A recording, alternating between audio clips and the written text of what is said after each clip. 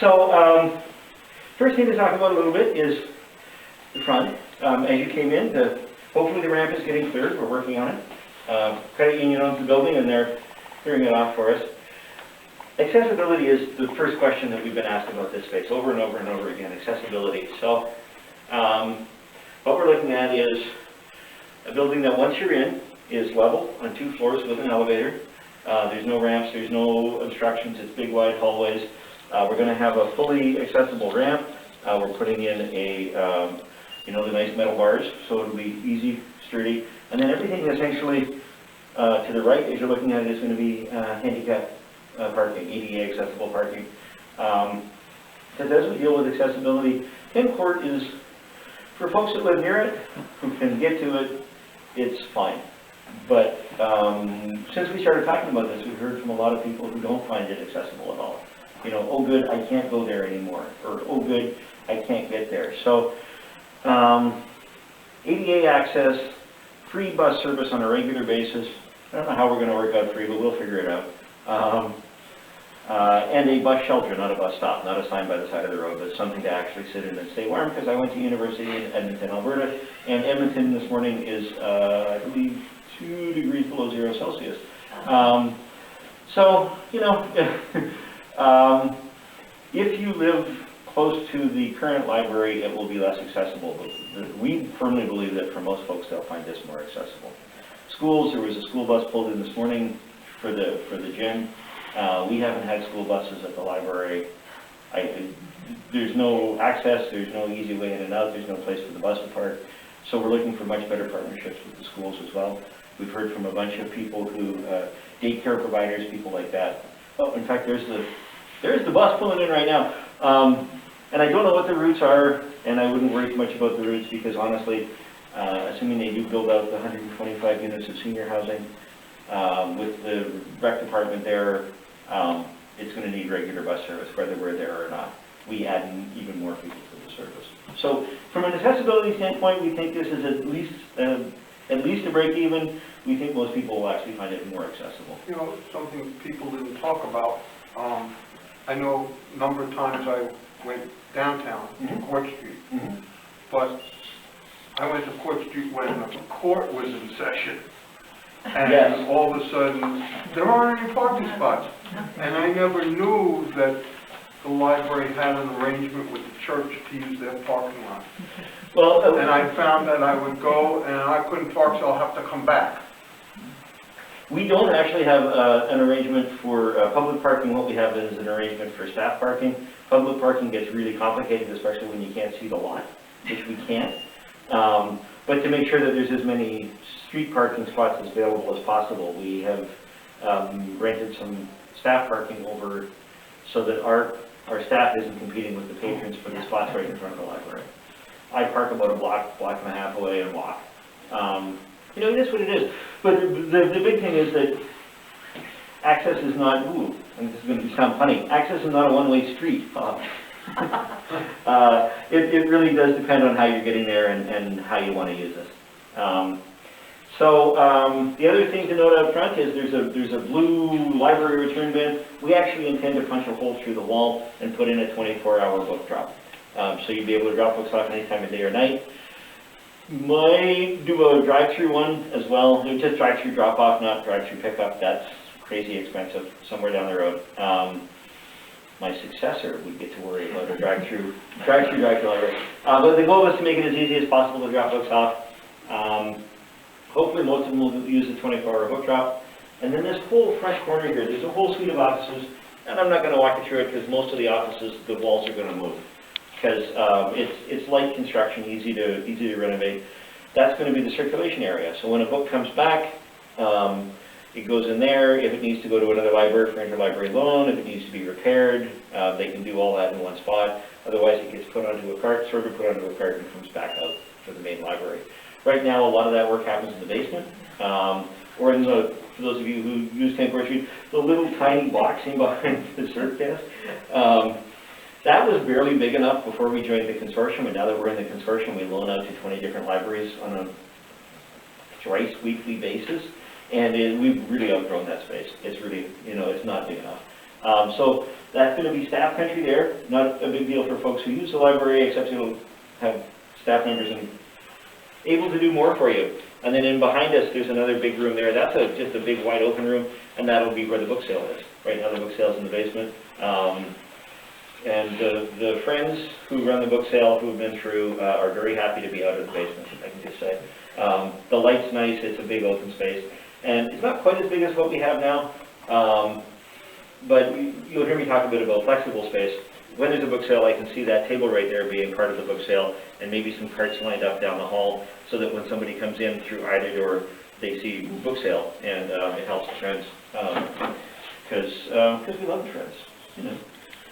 So questions on the front bit? It's exciting for us, and it's what makes it affordable for us. It's about 8,100 square feet of actual usable space, not counting the, the space above us, the double height. So actual flooring is about 8,100 square feet. They have a collection of 65,000 titles or so. Ours is about 80,000 titles, so we'll need to fit a few more books in. But we are also adding spaces that I'll show you. The children's area being the big one, that obviously you're putting books in the children's area. It is what makes it affordable because this was originally a basketball gym. And then they spent $1 million in 2006 to turn it into a library. So by today's money, that's $1.3 million. So as people say, well, how about another space downtown? Okay, if there's a great big open spaces in good condition downtown, it's still $1.3 million to get it from a great big open box to this stage. So it really, any other project is multiples and multiples times the amount that we're spending on this. Our total project budget is $1.2 million, which is actually less than it would cost to turn this into a library from its original state, not counting all the stuff around the outside that we're going to talk about. So it's really two things, that and having the rec center next door is what got us excited about this project. The rec center as a partnership for us is a dream. A good friend, another librarian in Vermont, and she said, you're talking about moving to the outskirts? And I said, yes. She said, so there's great parking, what else? Is there anything else there, or is it just you in the field? And I said, the recreation department just bought a new building there. And she said, really? Is there anybody who still doesn't think it's a great idea? No, I'm serious, that was her response. Because it's such a natural, right? You're on the campus, there's no traffic, there's the hiking trails in the woods, there's indoor recreation and outdoor recreation, there's all the library facilities.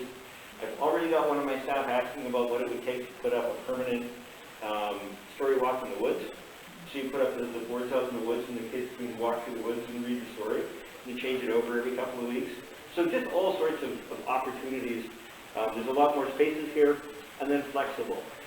So line of sight, so that we can see what's happening in the building, which we can't attend, of course. And then flexible space. So right where we're sitting, I do the yoga program whenever I can squeeze it in on Tuesdays at noon, which isn't every time, but 3-4 times a session. So what I'm seeing here is we can't do yoga here at noon, but we could certainly do it at 8 or 9 in the morning before we open. Great big open, beautiful. This is all on wheels, all this furniture. So you roll it out of the way you do your yoga program.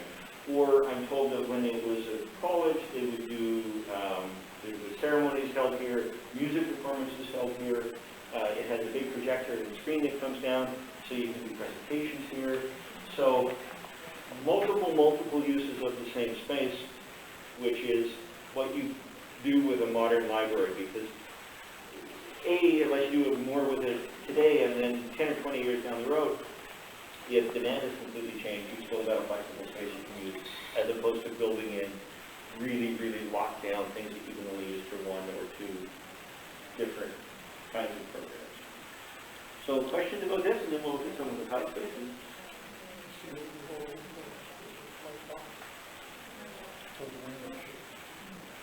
So, but all six of them. Okay. Randall, I can speak to that because I directed a play in this space because it was so beautiful and because most of the performances were in the early evening, but one performance was in the fall and one was in the spring. So instead of having the performance here with potential glare, we had the audience wrap around and we performed it here. and which works really well, but it was the flexibility, and you just move, put chairs around. And I would point out that these white panels you see underneath the mezzanine are there, the architects put for sound absorption and to make the acoustics better. And I would also point out that Randall's speaking with a map right now. You can hear him really well. He doesn't need a microphone. That just tells you what the acoustics are like in here, which is another plus. And here I thought it was just my practice. So let's do the children's area in that, kids. So that most of the kids' collection would be in one spot, again, to allow as much flexibility as we can for programs. This is their Vermont collection. We're going to pick through this gently and see if there's any titles in here that are hard to get that we don't have. Most of them we do. And then the whole collection is going to be boxed up and sold. There's a company called Better World Books that is a wholesaler. They'll take the entire collection, no sorting needed on our part. They'll sell it on the internet. They do donate educational titles to developing countries and the like, people in need, and then we get some part of the proceeds of the actual sale. Probably enough to cover the sale or the move across town. Not a lot of money, but you know, it's better than putting it in the landfill by a wide margin. We don't want to do that. So that's the children's. Oh, and then the little office that we walked past, the bright yellow one, would be the children's librarian actual office. And there's all sorts of closets and stuff. Those will all get knocked down, and there will be another big picture window in that wall, so that it doesn't matter if they're in their office or if they're in their workspace. They can see up and down the length of the children's area. I can't tell you how much that means to me as the person who sits at the help desk for much of the day, because kids will come up and they'll want a book about dinosaurs, but the dinosaur has to be pink. And I'm like, because Dewey Decimal System, our catalog, doesn't really say pink dinosaur. It's not something you're going to be able to look up. But the children's librarian typically knows the answer to those, you know. So having that person available to the kids, being able to help the community, the kids and the families, is just going to make a huge difference to us being able to serve the public. And they will do a better job than I. I mean, I made some very good friends sitting on the help desk. But the little kids, honestly, often I'm like, wow, I wish I could have done better for that particular child. They leave with a book, but maybe not the best one, you know. So that from a librarian standpoint is it. To this corner, again, all the circulation stuff happens out there, so it keeps it all in place.